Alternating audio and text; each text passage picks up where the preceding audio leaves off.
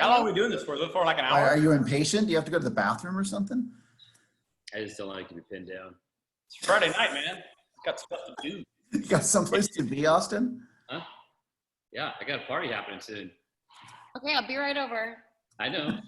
Social distancing. Yeah. You can go to the pool. Wear your mask. Okay, we're live. Right. Okay, gotta go now. Seriously, you guys? And I'm trying to go live on the old Facebook. And Sweating. Right. Oh, man. man. Austin, it's okay. You can tell him you wanna be Jay Dusi. Hey, look, it's Janell's new winemaker. You just can't keep that Jay Dusi garb off. Yeah. Beanie, vest, you got it all going on. You're looking good though. okay. All right, we're live everywhere right now. Okay. Cool. Now, let's get the chat window up. So you guys, do you have your chat windows up just to see, just in case? We've got Steve and Martha Hewitt from Columbus, Ohio joining us. They have been on, I think, every single one since we started doing this. So thanks again for joining us again, Steve and Martha. Really appreciate it. Hi, guys. Right on. Good. We got everyone across America coming on. Looks like it. Yeah, we're getting plenty.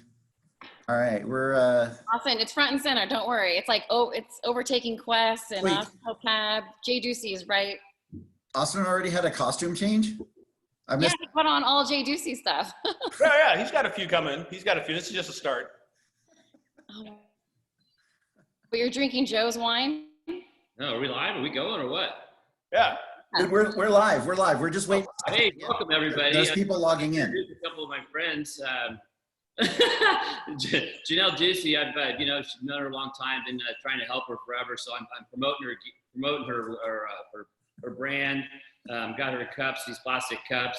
Really trying to get her wines out there. But I really like this wine here, Barton, Tiny Dancer. It's actually what I call my wife is her nickname. I don't know if Barton made it for my wife. He knew about it. I don't know, but anyway. There could be some musing there. There might have been a few musings there. There's this Jay Dusi, I really want you to succeed, Janell. And I think that, by me wearing your stuff will take it, push you out there, I mean, everybody knows who Austin Hope is. And if he's wearing your stuff, it must be good stuff, right? That's why I'm drinking. You taught me everything I know about winemaking, so we're off to a good start. All right. No more jokes. All right. Okay. Well, that was quick. That was quick. I'm going to send my wife down the street to give Austin some swag to wear now. We're truthfully only probably about 5 minutes, or we're probably not even a mile from each other. We're all about half a mile from each other at this very moment. I'm sure if we go outside and yell really loud, we can all hear each other too. Yeah, we definitely hear it, hear Janell and Billy usually, but. If Billy was around, we would definitely hear him. We just go outside. He was strictly told to stay out of the cellar today, so yeah. Yeah, don't say that enough, and he's going to show up, and then we got. I'm going to text him right now to tell him to do a flyby. Actually, I should do a flyby at Austin's. That would be even better. You should come over. We've got room. We're just hanging out here. It's a beautiful day in Paso. I'll tell you what. Hey, but everybody out there, seriously, these are some of the closest people and two of the families that I respect the most in this region. Talk about Joe and I are both second generation Paso, and Janell, how far are you? How many generations are you now? 4 or 5? Yeah, I got you guys at 4 generations. I'm 4th generation here in Paso with the grape growing part, and first one to start the winemaking. Exactly. Right on. Generation grape grower, first generation winemaker. Pretty cool, right? I mean, and that's one of the things I love about Paso, right? I mean, it's still very rooted in community and families that have been here and new families that are starting now. I mean, so there's, and hopefully one day my children would go into it. You never know, but it's not looking good so far. But so you still got time, man. You still got time. let me kind of frame the show. I mean, we've already kind of kicked it off, and I knew this was going to be kind of how it goes, but we are looking at a multi-generational kind of show here. But of course, when you say multi-generational, you think you're going to have a few much older people than ourselves on the Falling old, Toronto. Yeah. and that's not the case, because you guys, as you said already, Austin, you're second generation, Janell into the fourth generation here. And there's a lot of history in Paso that you all have seen from your point of view. And it's, I think, one of those things that oftentimes isn't associated with Paso is having such a deep history as that we do. We actually have this really cool history dating back all the way in, for even with Janell's family and immigrating here into the region. And the three of you have these iconic families as well. And so from that standpoint of kind of coming to this area and establishing your businesses, much of Paso is known through the three of you and a few other families. And so I wanted to bring you guys together to talk about that, to talk about how you guys have met and the changes you've seen in Paso, good and bad and otherwise, and kind of where you think we're kind of going from here. Just for everybody's watching now, because we're up to a good amount of people now. We've got Joe Barton, Barton Family Wines and Grey Wolf Wines, Janell Dusi, J. Dusi Wines, and of course the Dusi family and Dusi Vineyard, and Austin Hope. Kind of doesn't need an introduction oftentimes, but just in case you don't know though, Austin Hope has this little winery and a little family vineyard called Hope Family Wines. Guys, thank you very much for coming on today, taking a little time. Letting us drink with you. That's basically what we're doing. It's an excuse for me to run around and get one of your wines and have it on camera, day drink a little on a Friday. Hey, at least we got a Friday afternoon slot. This is perfect. Seriously, the Wednesday would not have been as cool. You know, Friday afternoon quarantine, it's like, come on, let's do this. Yeah, I'm starting early right now. I think Facebook thinks the same thing, because it didn't work live on Wednesday, this past Wednesday or the Wednesday before. It's like, Wednesday? No, today we're on Facebook Live, we're rolling. So right on. We're still in that same wheelhouse of being somewhat sectional with the weeks. We know when it's Friday. Everybody always knows when it's Friday. Yeah. We actually start, I don't think this is like day drinking, because that, used to be day drinking, but at this point, I think once you pass like 12 o'clock, it becomes afternoon, and I really take advantage of that at that point, right? I mean, it's afternoon now, so it's not day drinking. Yeah, the whole saying it's 5 o'clock somewhere doesn't even matter anymore. It's totally acceptable to start all day. Well, it's Corona time now, so pretty much everybody drinks every day, and you can kind of just drink a little bit as things go by.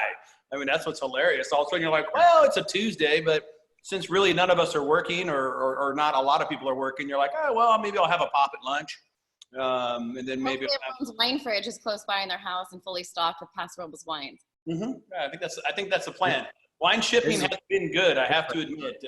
Thank you guys, everybody out there in the cyberland and the internet who have ordered from all of us local wineries. I have heard this last week how impressive it's been for a lot of wineries that have got a lot of shipping, direct to consumers, which is awesome. I mean, I think a lot of us were a little bit maybe unsure if that was going to be an opportunity, and it's turned out to be a pretty damn good one. And I think it saved and helped a lot of small wineries to continue to keep our production going and look to the future. So thanks everybody. And I think it's a long arching kind of new world of, shipping to all of your favorite peeps all the time. I think it's going to be great. Yeah, right on. We've evolved. We've definitely taken to it, pivoted and evolved. There was a question in there, and just I'll address this one quickly a lot of wineries are still having their tasting room doors open only for pickup, though. You might have to call in advance to see what the kind of rules are, if you have to order in advance or if you can just show up and purchase, but many of them are still open just for walk-away purchases. So I've got a question. Go. So a car pulls up for curbside pickup. They're parked in the private parking lot of Barton Winery. They haven't tried the Reserve Austin Oak Cabernet. Theoretically, someone like me opens the bottle of Reserve and gives them 2 glasses in their vehicle and lets them taste it. Is that okay?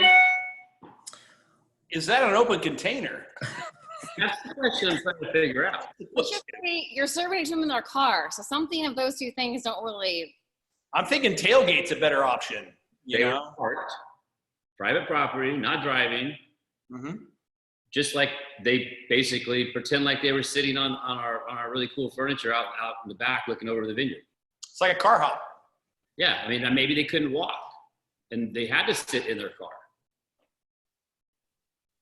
So that theoretically might have happened about 45 minutes ago. We had two people from the valley loading up, came over from one's from Bakersfield, one was from Kingsburg, and I started talking to them, and I'm like, they're like, hey, how is that also reserve cabin? Really, I mean, you know, we're teachers, and as they load a case of Austin Hope Cabernet and a case of Treana Cabernet in it, I was like, wow. Like I'm like, you guys, they're some retired teachers. I'm like, you guys have a damn good high-up teaching job. It's cool. I like seeing that. And then another case comes in, and then I'm like, they're asking about, well, my friend told us it's really good. And I'm like, hang on. So I go, and then another car pulls up. They're from Bakersfield. And she's like, I'm like, here you go, handing glasses, and there they are. So there's 4 people in my parking lot in their cars tasting Exactly. I mean, I don't even know if it's a public gathering. I mean, they're trying to limit public gathering, but they are in their cars and they're free to leave at any time. So Let's just say there's a reason why Austin has a wine called the Troublemaker, because Yeah. I was just trying to brighten somebody's day, and it did. And someone won. Yeah. you know, as long as you didn't pour the driver, then you were probably fine. You know, I mean, That might be a problem. that was being responsible. I You don't have asked, to admit it. All right, back to topic. Back to Paso. Who let these? Oh, it's Wild so West, Paso Wild right Paso, there, right? baby. that's right. All right, you guys have been in business for a little while. Talk a little bit about when you all met and kind of started to even collaborate a little bit, and just kind of a bit of the beginnings of the industry from your point of view. Ladies first.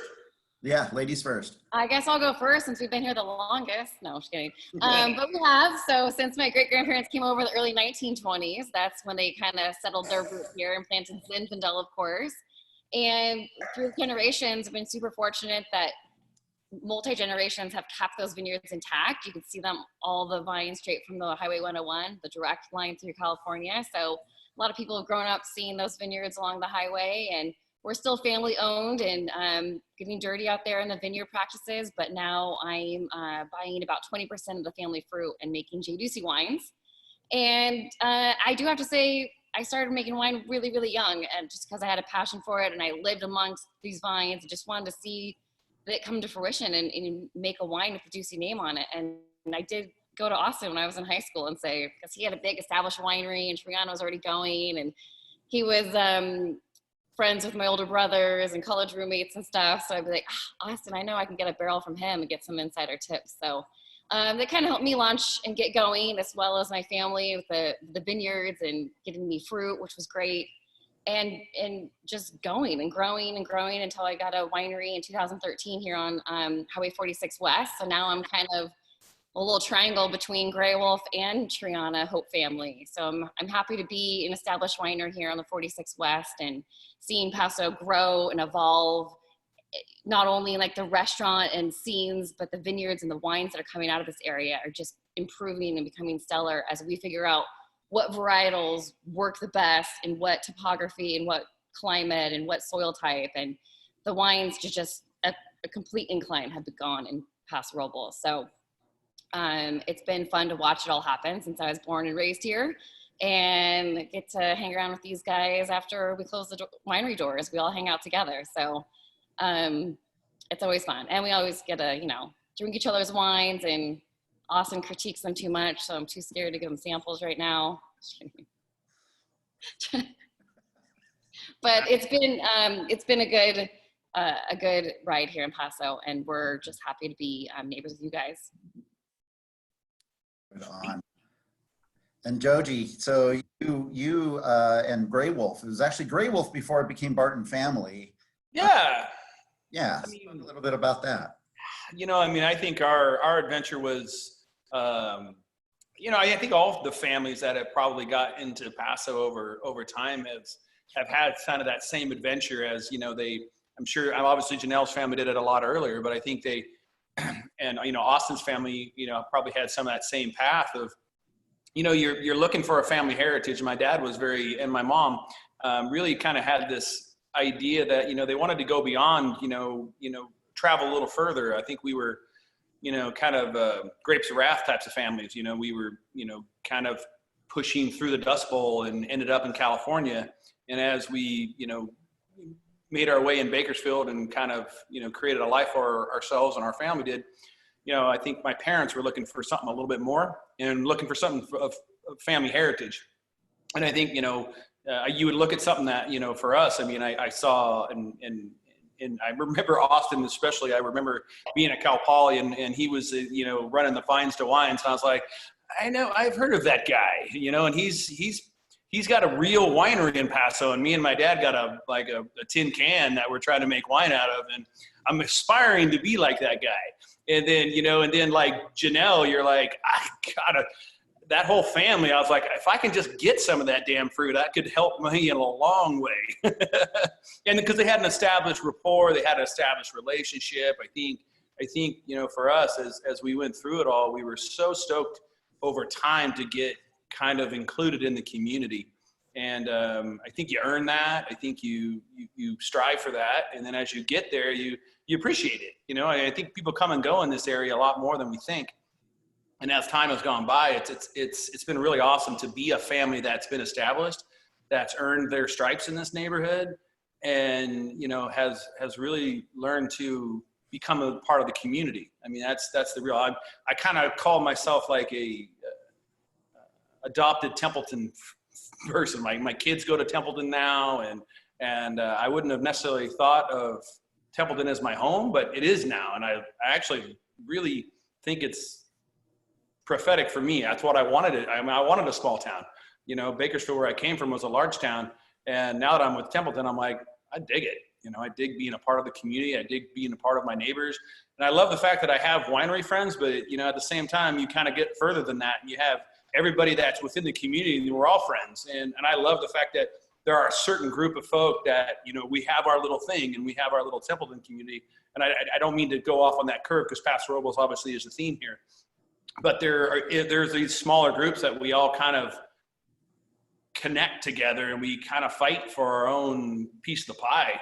And, you know, and I always love that Austin represents some of the smaller guys. I mean, he's nationwide, international, and he always kicks back, and he always lets people know about the smaller guys in Paso that are doing great things. And, you know, I know Janell does the same when she's on the road.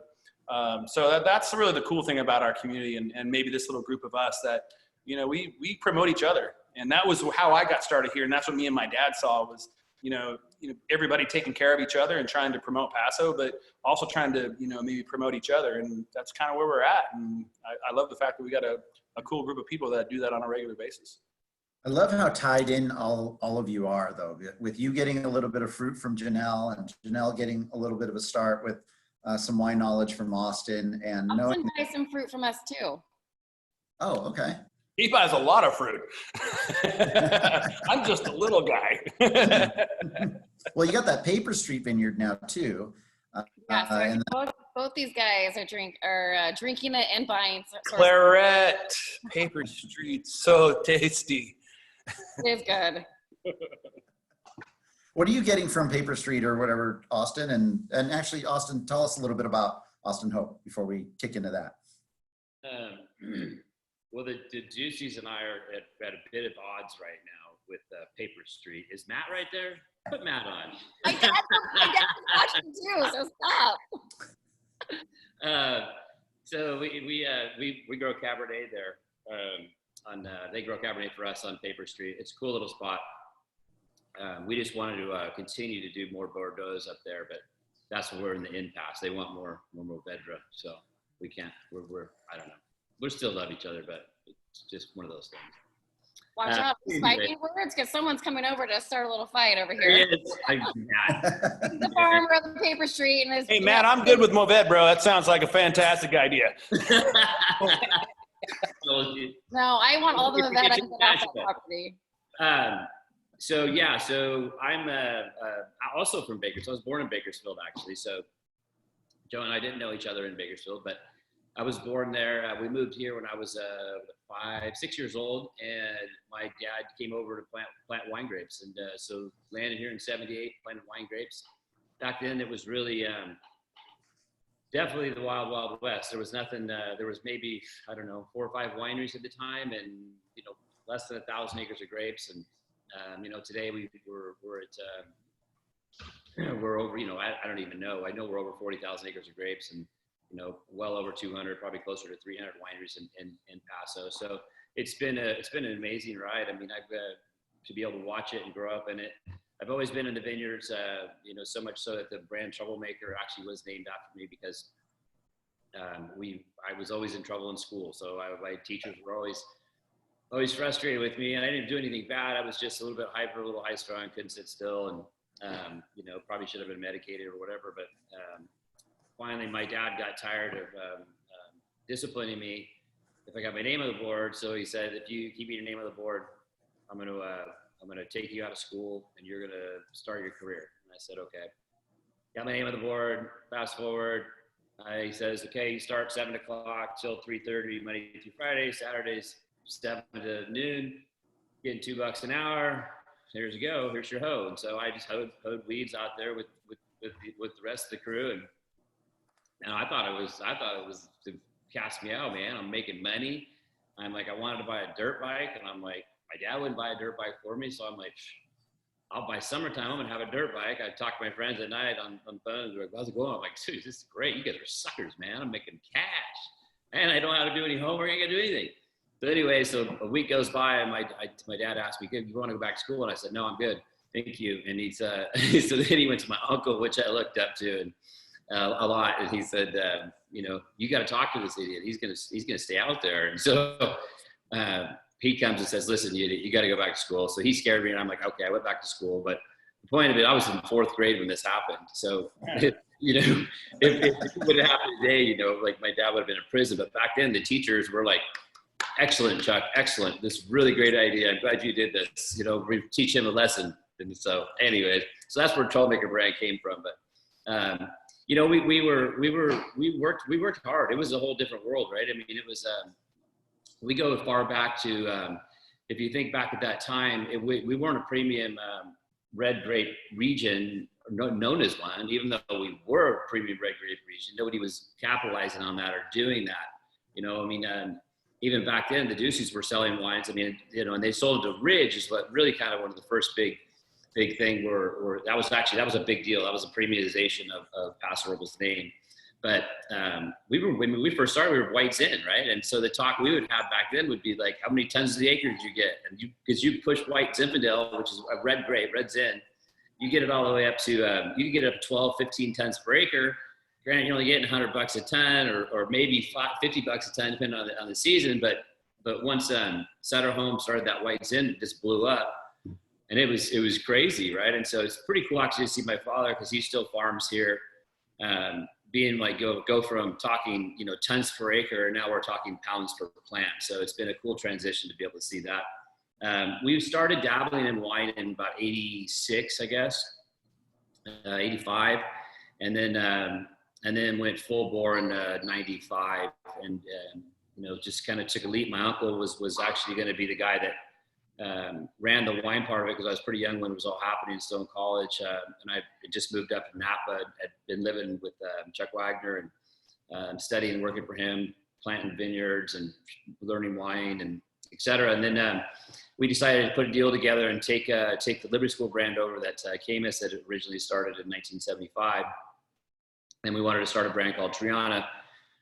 So we go to put that together. My uncle tragically passes away, and then our family kind of went into full reflection to figure out what the hell we were going to do, because my father didn't really want to be necessarily in the wine side of it. And they asked me, can you do this? And luckily I was young and dumb and said, yeah, of course I could do this. What's the big deal? Make wine? What could go wrong? And so we did. We launched off, and it was me, and I brought Jesse, one of the guys that I hoed weeds with forever. Said, come on, you're going to learn to make wine. And we hired a salesperson, Skylar Stuck. He's actually still in this region, which is really cool. He's working for the Beckett brothers, Peachy Canyon, which is it's cool to see. He stayed local, continued the Paso tradition.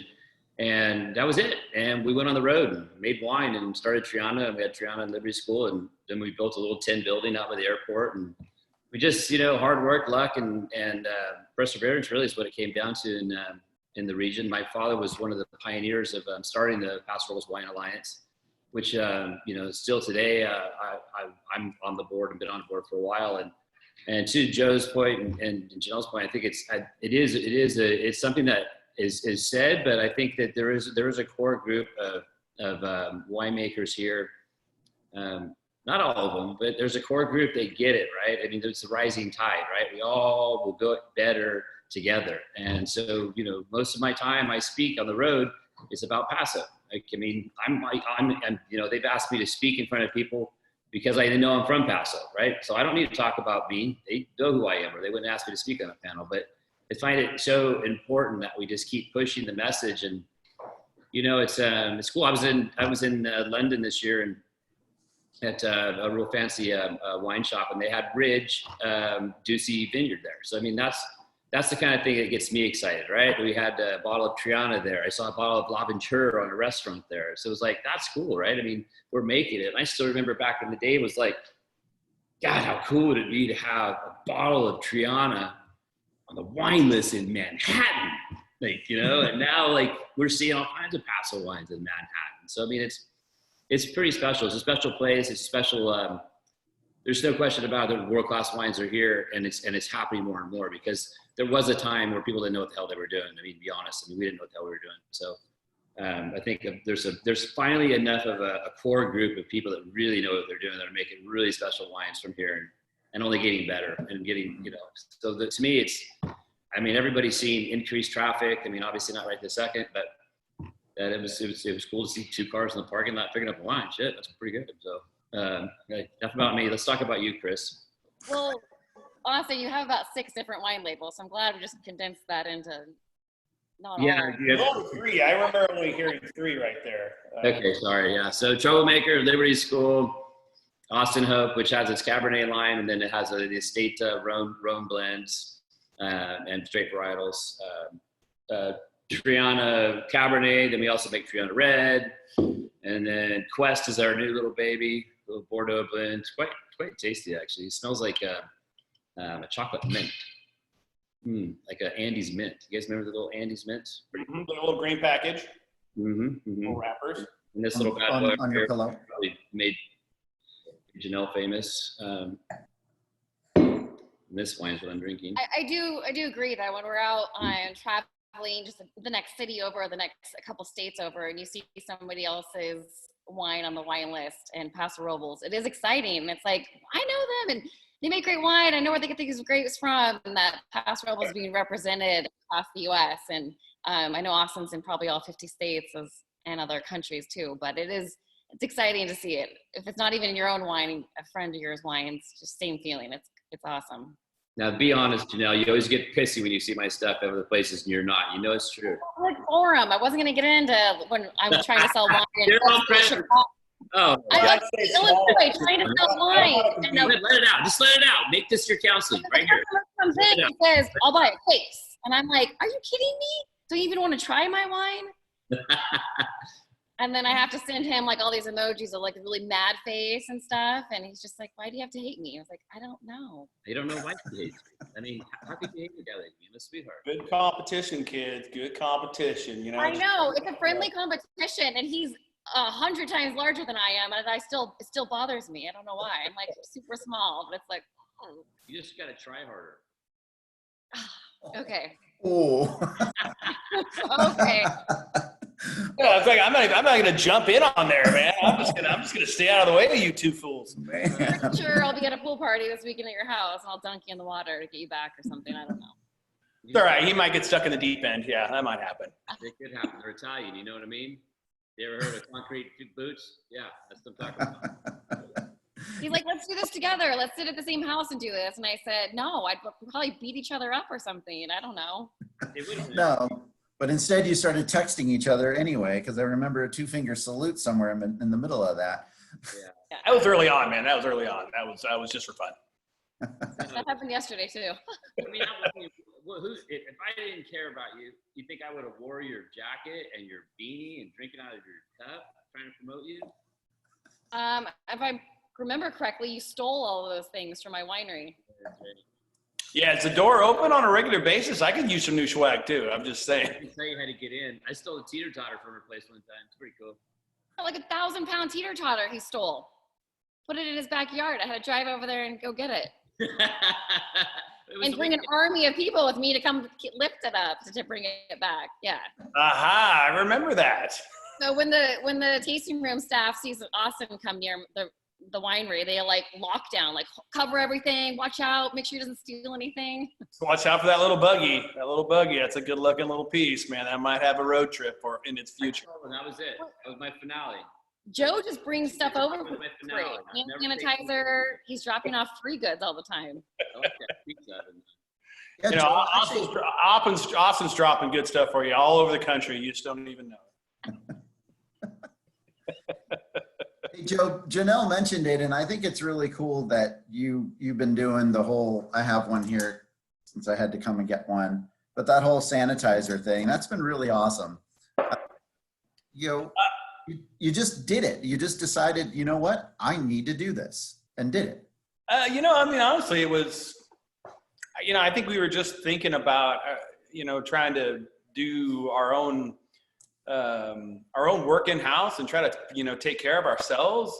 And I honestly, I thought about it, probably it was in February, I was just messing around with it and doing, I mean, the best was, it was me and my new winemaker, Brad, were like, all right, dude, let's start figuring out how to make Sanny. And I mean, we were, for about like 2 weeks, I mean, we literally were playing around with different recipes and different, you know, things that we read online, and we're figuring out all the proper things that you had to get.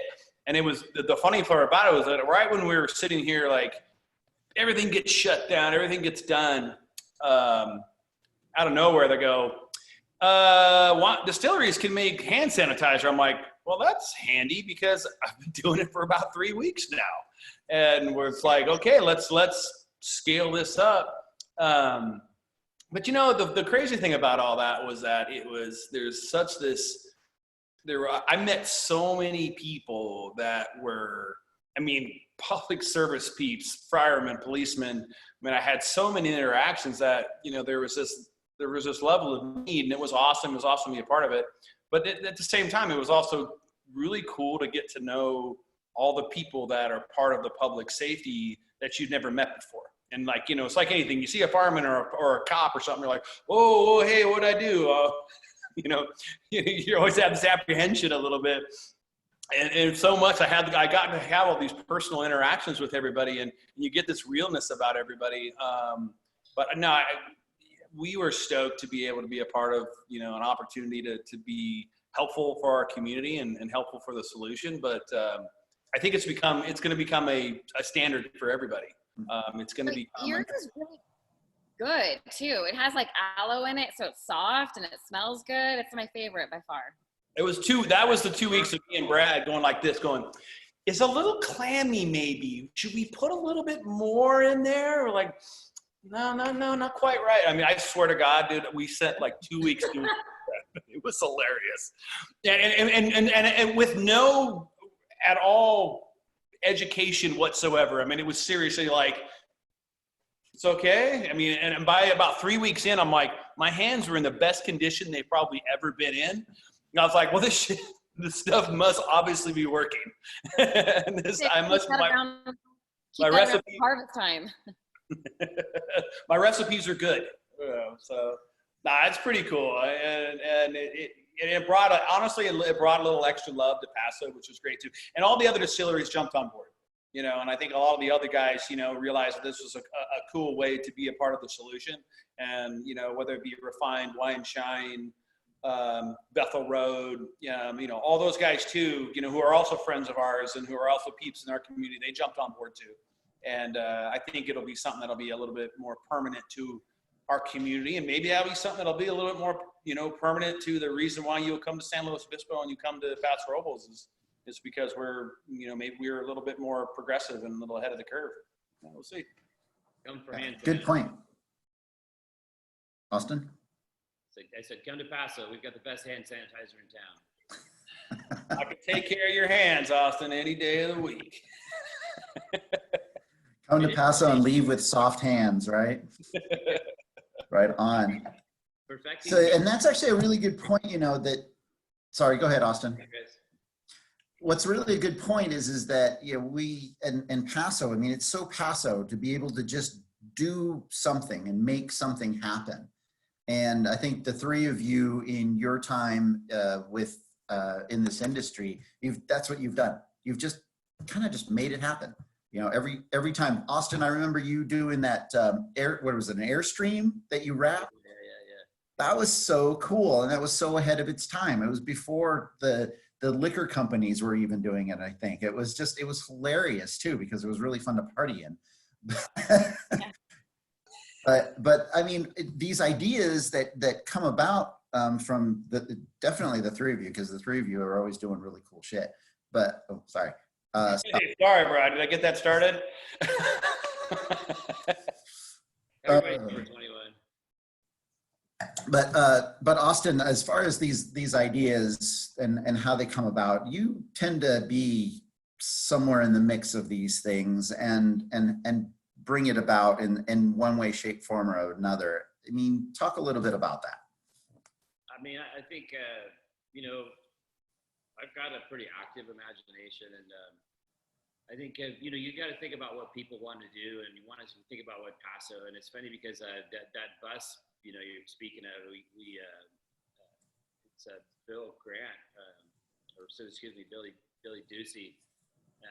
He had this bus, and he toured around for a while with it, and with kind of, he drove around when he was selling wine for Naked. We'd go see some baseball games and take distributors out, and I see it, and I'm like, you know, what if we, and it was already red. I'm like, so what if we like wrap this thing in Troublemaker, and we create a tour, just like a rock and roll tour, and we go all across the country. We went into Canada with it, which was funny too. And then we outfitted the side of it with kegs, because we actually we have the ability to make kegs, and so we had kegs on tap, white and red, so you could pull up. You could actually do a keg stand. I mean, if you really wanted to, it got crazy. And then we started hitting these places like parking lots, and then it just started this movement. And then we had a full-time driver, and then it was like, then we've got people following us, and you know, what's really a bummer about it is sometimes we do things that are ahead of the curve, right? And it's a little frustrating sometimes when you look back, because social media wasn't that big, right?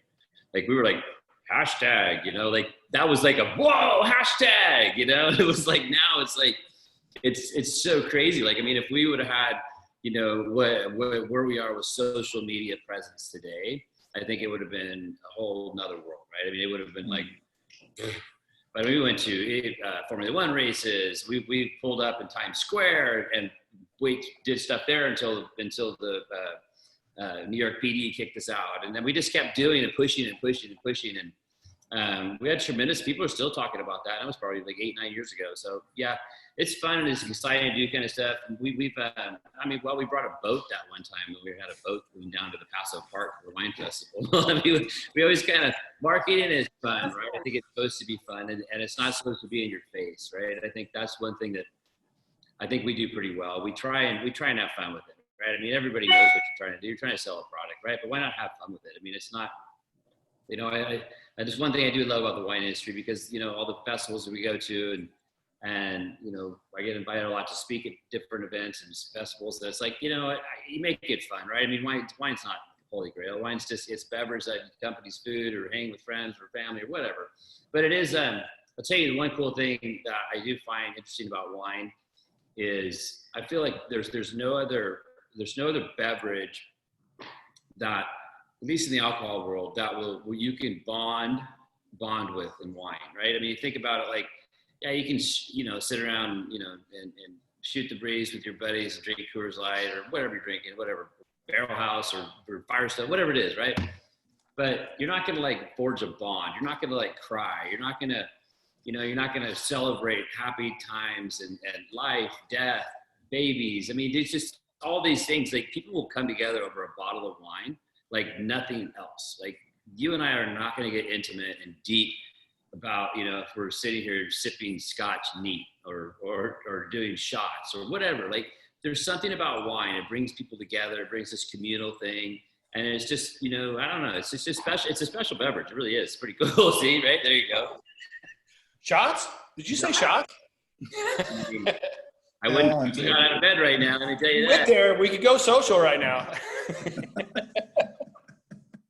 Hey, I'll go get some whiskey and we'll get rolling. Tequila if you got it. Step this up a little bit. You know, I might get a little randy. You know, we might get a little loose. I can tell you about when Janell tried to make out with me. That'd be crazy. Well, you know, you get her on some liquor and. Just because it's Friday afternoon does not mean anything like that. Yeah. Hey, listen, my executive assistant told Chris Toronto, Austin only does Zooms for 30 minutes. This is what happens. You guys asked for it. And once it goes past 30, I get squirrely. I'm sorry. I didn't sign that rider, so yeah, wrong. That's fine. Blue M&Ms. Where's my blue M&Ms too, by the way? We can fill in the blanks.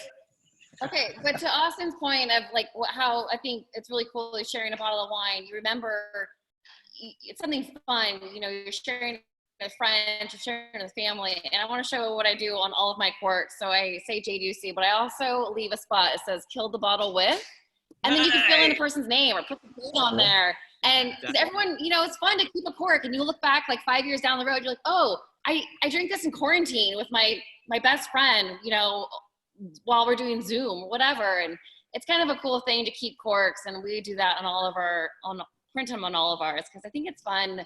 And you're always sharing a bottle of wine with, and it's always good memories, hopefully. And I think that's a really cool aspect to think of too. And wine is bringing people together, friends, family, everything, or just a bottle by yourself. It's all right. Yeah, that's cool. Fill the bottle with Billy. Dang it, again? Well, and also to layer that a little bit too, like with some of those wines that we do with Barton, we have like these, Austin was saying Tiny Dancer and things like that. We have some of these, you know, names that we bring into that equation that are kind of experience driven and kind of take you to a point in time that you've shared it with somebody. And we do that with some of the Barton wines, but I think that kind of layers into what all of us, you know, want to do. And, you know, with all of our lines, I think we're trying to, you know, create they're not so much stories as they are kind of comparatives, you know, and things that you've experienced together. And that is one of the things that wine is so interesting about, is that there's generally there is sharing components with wine. Like we're talking about shots, like, yeah, you know, you don't probably have this whole sharing story that you had with shots. I mean, they're pretty good stories, but you might not want to talk about that on a regular basis, you know, whereas I think wine, they're social gatherings generally, there's food-driven stuff that's wrapped in there, and you really do have, you know, these camaraderie moments that you'll have that are bigger and are stronger, and you know, we would always like to say that, you know, wine, especially for all of us, is family-driven, you know, I mean, you know, we have family times and family experiences that have included wine. We've all been grown up that way. I mean, I would imagine Janell and Austin may have had a little bit more as in their youth than I did, but as I got a little bit older, I think that was one thing that my dad really loved about it, and my parents really were into about it, was that it was this sharing experience. It was this farming. It was all this stuff that made heritage and made stories that passed on throughout generations. So yeah, wine is indicative of that, you know, and I think in Paso, we still have those stories. We still have those people who are able to facilitate those stories and talk about those stories and are truthfully part of the operation, are truthfully part of the message. You know, as wineries get bigger and bigger, I think, you know, Austin is a very unique, you know, brand, that they are a large winery, but they still have some real family texture, and they have some real, you know, even small winery kind of mentality. But there's I mean, if you look at it in general, there's probably, you know, 80% of us small wineries and 20% of large wineries, but there's a lot of us that are very, you know, we annually are trying to be, you know, we're not national. We have a small group of people who enjoy our stuff, and that's always going to be kind of a European thing in some respects. You know, I mean, it stays in house and it stays to the locals. So anyway, I dig the stories, and I dig the message. I agree with you at a young age. Oh, getting, your palate ready for it. We were always allowed on Sunday a little juice tumbler with a little bit of wine in it. But I think as I grew up and I got into winemaking and taking our families in, I have a Zen home palate. It's what I prefer. It's what I love. And I think that definitely happened from starting at such a young age and allowed to have a little bit of wine. But that way, if you're growing up with it, it's not like you abuse it, but definitely have a respect for it and get that homegrown palate going. So start them young. Start them young. My 15-year-old is asking me those same questions, and I'm not sure how young I'm supposed to start her. Now is that awesome? Because your oldest is what, 17 now? Should be 17 in June. Yeah. Okay. All right. Well, we'll let you lead me down that road. I got to get them interested in the family business somehow. But I had my 17-year-old nephew. He's been helping me all week. He just loves that school is not in session right now, and he can get his homework done between 5:30 a.m. and 6:30, and he gets to work before me every day. It's great. I just hope he wants to keep doing it, and feel like I'm getting not older, just driving a truck. We're gonna do some different stuff, right? Oh yeah, no, he's helping with everything. Oh, nice. Pallet jacking, everything. It's great. When it starts. We've had a few questions, and we're kind of getting along on time here, but we've had a few questions and a few things. One of them that I want to know is, Janell, where did Paper Street get its name from? It's a dual kind of meaning one, but if you see Paper Street, if you look afar, it's a very tip-top ridgeline here in Paso, and it looks pretty close, but it takes about 20-25 minutes to drive up this crazy dirt road to get up there. And when we first were looking at the property to buy, it was like a glorified ditch as a road. It was horrible. It was barely impassable by one car. And my brother wanted to name it Paper Street because after the dual meaning here, here's the Paper Street, is from the movie Fight Club. And that's the street they live on. And that's the soap company. And that's his favorite movie. And my mom was adamant. She's like, I am not naming this beautiful property after a bloody fighting movie. No way. But then she went down to the county when she was doing some paperwork to get the processing. And it's not like a accessible piece of property. It's up this dirt road that's non-county maintained. And at the county, they said, that's not, there's no address. There's no physical address for that piece of property. So at the county, we call that a Paper Street property. My mom's like, oh my God, that's like a sign. So she called my brother immediately, said, okay, all right, I give you permission. We can call it Paper Street Vineyard. So it kind of has this dual meaning, and it's just a dangerous, crazy, steep, gnarly, we say rugged terrain vineyard. It's crazy.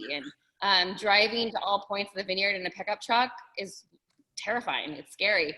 The vineyard can only have track layer tractors, no wheel tractors, because they'll just slip down backwards. And so it's a crazy piece of property, and the Paper Street name kind of has those two meanings.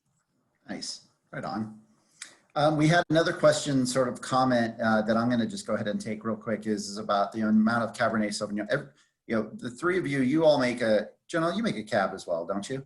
I'm coming out with one. Yeah, okay, that's what I thought. So everyone makes a cab. There's a lot of cab in the region. The comment was that there seems to be a lot more Rhone in the region. It's actually 39% Cabernet Sauvignon of the 41,000 acres that are grown in Paso Robles is to Cabernet Sauvignon. And then another one of the comments about the small vineyards and small wineries, 66% of our brands all are 5,000 case and below. So about 2/3 really is really pretty small. That's pretty close on that one. You were, yeah, you were really close on that one. So, but I wanted just to throw that one out there. Keg format, Austin, somebody was asking, are you making wines in a keg format? Yeah, we do. We were one of the early adopters on kegs. We started way back even when they were back in aluminum. Actually, prior to when Free Flow started actually kind of going into those things, we figured out that we could do that. And then we moved in, quickly found out that we could get into like PET free and with bags inside of these bladders. They were fully recyclable and you could just one use them, right? So it was, and they would be recycled and come back again. So rather than using the steel, the aluminum kegs, they were you know, which they would ship back and forth. So you were burning more fossil fuels, more emissions, et cetera, by using those. So we focused on them and figured them out, and yeah, so we sell quite a bit. We don't, we do, the ones we mainly do is Liberty School and Troublemaker, and then we do a little bit of Treana here and there. You know, it's a new thing, right? Even though it's been going on for probably 10, 12 years, it's still in its infancy. And it was starting to get, you know, more traction, quite honestly, because there was a lot of new restaurants that were building, and so they would build for it. They would actually put the lines in during construction, because it's not you have to have different gases than like say beer uses. So but yeah, we do sell them. We don't sell them retail. We actually thought about it. I don't know if you guys remember the little party ball that tourists came out with. I remember the party ball. I flipped it out the stream one day, and I got shut down that one pretty quick. But I mean, I was thinking, how cool would that be, right? You're just cruising around with a little party ball. You just swing by Albertsons, like, hey, I'm gonna grab a little party ball for the weekend of Troublemaker. Trouble ball. I think we got a trouble ball coming. Yeah, trouble ball. Marketing team, bro. I need more dreamers. That's a free. Just between you and me. Man, I got too many DKs.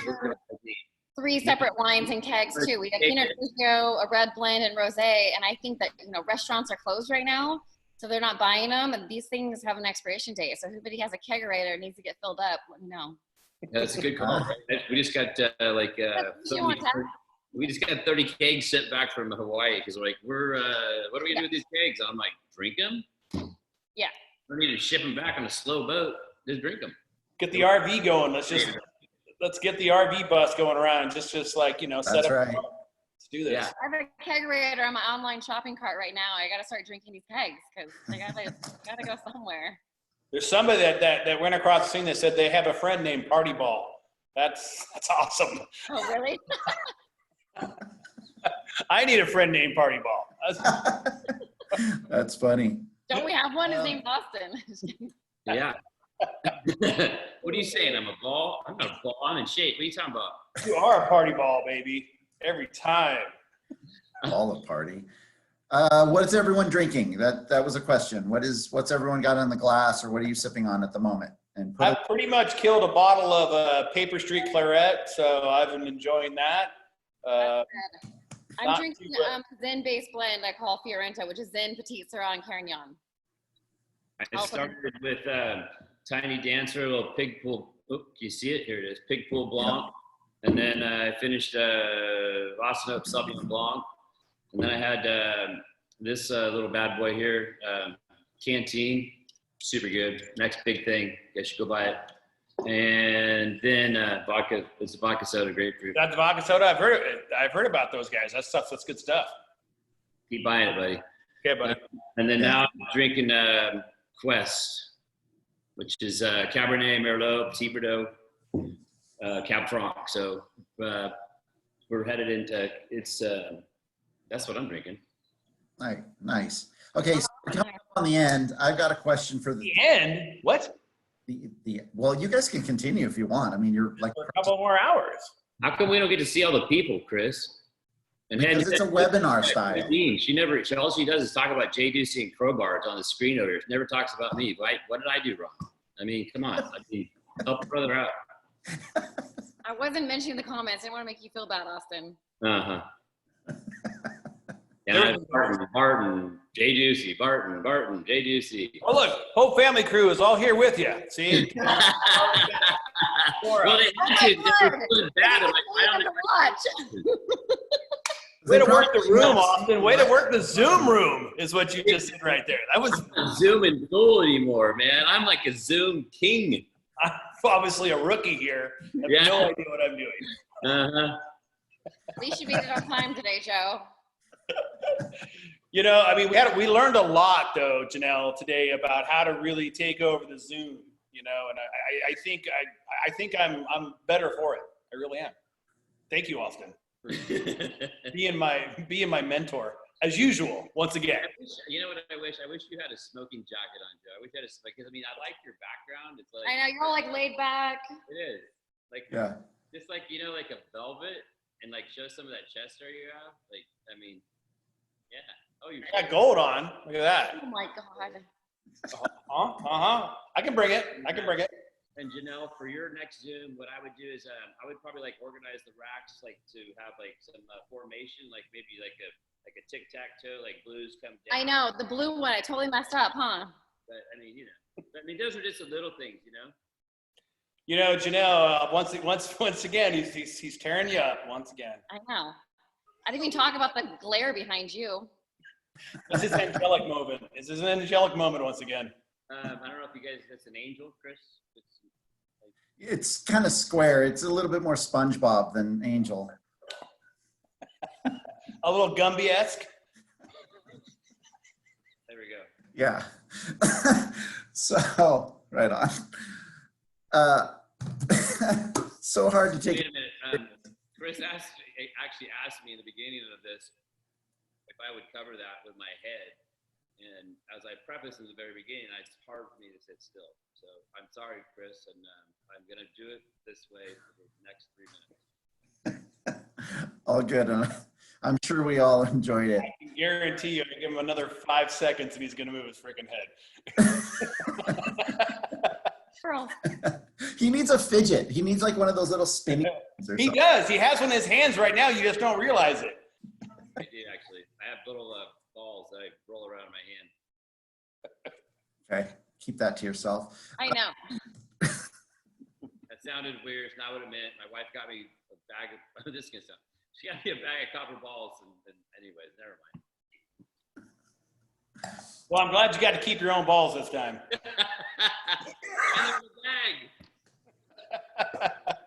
They're only spares. You only get to keep them, you know, when they're allowed to be kept, you know. So, you know. Not the real. All right, looking glass. We're looking into the future. We're seeing where Paso is going to be. We're not talking about the virus stuff, but we're talking about how we are as a community, as an industry. What? My wife said no balls. I can't talk about balls anymore. Thank you, Jenny. Appreciate that. Mine just laughed, so. Maybe she can text that next time. Where do you see Paso? Where do you see us going as a region? I mean, there's been some interesting things as how we've evolved. Austin, you were saying how we used to want to be on a wine list in Manhattan. Now we're all over the world. And then all of you also talking about how Paso has just evolved as a region in general and so many other little instances. But where do you see us evolving from here? Are we world domination? What is it? What's going on? What are you thinking? That's right. I'm not allowed to say what I wanted to say, but no. You know, I think, in all sincerity, I think that we're in a region that has just begun to be found, and what people are finding and what people are saying is like, we love your wines. They're approachable. They're fairly priced, and the people are cool. And I think that's, you know, the big fundamentals for us as far as a family and the company and my team and that makes all the wine. And, you know, I'm just the guy that just says this tastes good. I mean, JC, Samantha, all my whole team that run the company. I mean, they're really the people that have got us to where we are and helped create this, you know, but then, and saying that, why I'm saying that is because the camaraderie, right? It's not just amongst my own team, but it's the camaraderie of Paso Robles, right? And we talked about it in the beginning, but everybody is in it to win it, but there's nobody like trying to cut each other down to get to it, right? So that's one facet of it. And I truly believe that the majority of the people here, and it's one of our key mottos, is to create an honest product for all to enjoy. And what that means, and it's one of our core values, is not that we wrote core values. We tried that like 15 years ago, but it's like kind of silly. It's like, I don't even, what do you use them for, right? You write them on a paper and you put them somewhere. I don't know. But the core value for me is we want to create a product that is fair. It's like it's fairly treated from the ground up, right? I mean, we've put a program in place. By next year, every single one of our farmers will be in a SIP certified program, or they won't farm with us. A sustainability in practice, like we're pushing this, right? Which that means And that starts from the ground. It starts from the quail running around to help the quail out, to the deer to be able to give wildlife corridors, to making sure all your employees have health insurance and are paid fairly, and that we sell our wines at a fair price. We're not marketing it more than it needs to be marked at. I mean, one of the biggest things for us was with the Austin Cabernet, it did so well. And why I think it did so well is because we made wines that were approachable, drinkable at young ages, and could stand up against world-class wines. I don't care if it's $1,000 or $1,500 or $2,000 bottle of wine, we can still be in that arena, blind taste that wine, and it'll still come out in the top. But it was reasonably priced, and it was affordable, not to everyone every day. Hey, there he is, but it's still affordable at a certain point, right? And so making an honest product for all to enjoy, we believe in that, and I think there's a big core group of Paso people that do it. So yeah, I mean, global domination is exactly where we're headed. I mean, that's our goal. That's one of our mantras. Like, we have our team meetings and our sales people across the country. It's like, what's our goal? Global domination, Paso Robles. And it's not just Austin Oak, Treana, Liberty School, all this other stuff. It's Paso Robles. Like, I mean, that's been our lifeblood. Paso Robles, man. I mean, it's so cool, right? I mean, anyways, I'm done. That was good. I think it's great that we're getting deeper into, like you said, SIP certified as we've gotten our vineyards, and that's really, really important. But as we grow and we grow in our winemaking and our fruit sourcing and things like that, is that we stay real. We still stay true to ourselves, and not, a lot of people coming from Napa and tired of this show. It's like, we're here. You can find any three of us in the vineyards, in the winery present. We live where our wineries and where our vineyards are, and that's our life, and that's our passion. And I think you find that in Paso more than you find in other parts of California or other places, but we all choosing to be here and live here and stay here. And I think you see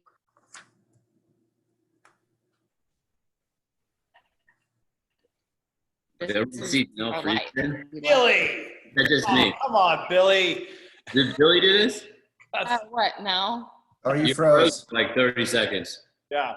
Oh. Right at the crescendo. Yeah, you're closing right there. And you were like right there with you on the trail, and it was like, and you just did this. I froze. Oh man. Can you recreate? It was so good.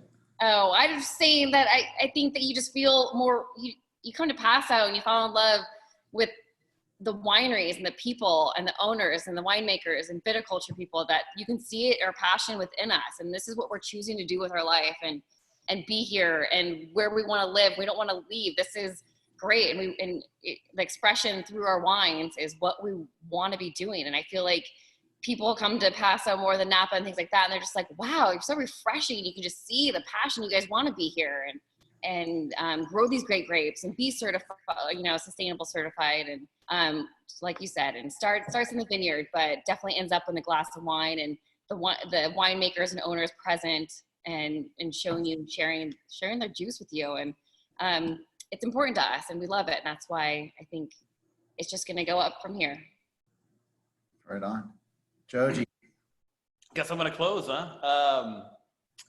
I think... Coming, everybody. All right, Austin, you have a great night. I think, Austin, spoke to the sentiments, but I think what we all have is the appreciation of our region and appreciation of, wanting to see Paso Robles and each, winery, grow and prosper and have our appellation be, well known and world renowned, as it already is, I believe. But I think, I think my only little extra add to this is that, I think lately I've, been lucky enough to start to really truthfully, get a lot of access, with multiple growers, including the Dusi family, of fine tuning and honing in to some amazing terroir and some amazing, wine opportunities in Paso Robles that, I hope that, anybody who's, part of this conversation will start to appreciate is the fact that regionally Paso Robles is as unique as is there any place in the world. And as we've all traveled, I know Austin's traveled, I know Janell's traveled, Chris, I know you've traveled. The overall terroir here is fascinating. There's 13 appellations here, not because 11. we felt like doing it is because they are that unique and they are that, overarching differences. And I've really, in the last couple of years, really had a lot of fun, pinpointing certain places that I want to get fruit from that are going to be great expressions and are going to be those type of expressions where you say, hey, I got a Clos, I got from a Clos in Burgundy, or I had a Grand Cru in Burgundy or Bordeaux, or these specific sites in Napa. There are those sites here in Paso Robles, and that's what's so amazing. I think what Janell and her family do on a paper shoot are so interesting. And I know Austin with their home ranch, what he's doing, right there around his taste room is fantastic. And it's just growing and growing, and it's so starting to go beyond just the fact that we're Paso Robles, a wine region. We're Paso Robles as a viticultural,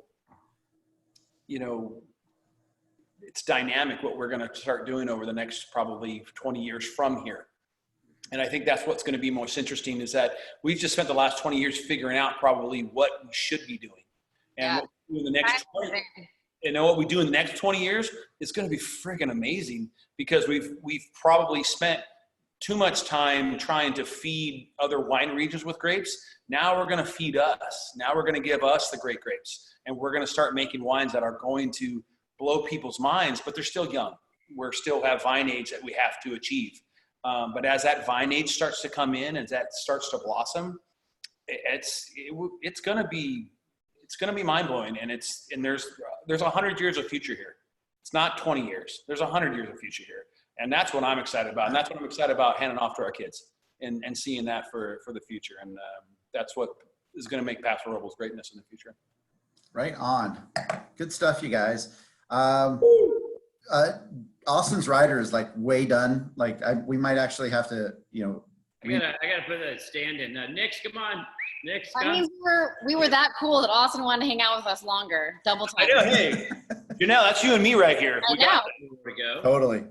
Yeah. And we lose him. Nix. Thank you guys for supporting Paso Robles.